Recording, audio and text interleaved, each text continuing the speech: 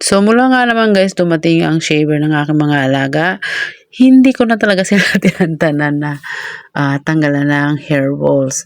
So hindi nakakapagtaka guys kung bakit nagkaroon sila ng ganyan ng mga buhol-buhol na balahibo. Una-una is makakapal ang kanilang balahibo. At pangalawa guys is more than 1 year na silang walang ligo.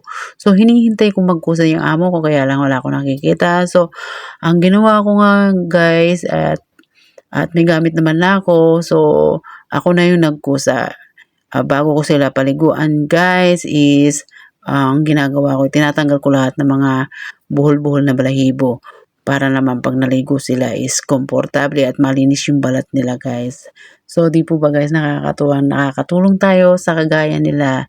So dati guys alam nyo ba na sobrang ilap ng mga alaga ko na yan. So mula nung siguro nararamdaman din nila na ah inaalagaan ko sila ng maayos. So, yan guys, maamo na sila. Wala silang magawa guys. Pero syempre sa una guys, natatakot sila dahil nakikita nila na akala nila isasaktan ko sila. Pero itong lately na guys, talagang minsan lumalapit sila sa akin ng kusa. So, yun po guys, yan yung ginagawa ko pag may pagkakataon. So, yan, ganyan kakapal guys, isang pusa pa lang. Oh.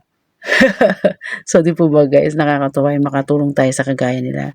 So, for more update guys, please follow and share lang po. At marami pa akong tatanggalan ng balahibo at paliliguan para naman maging masaya sila. So, yun po guys, hanggang sa muli. Ayan yung mga gamit ko nga pala guys.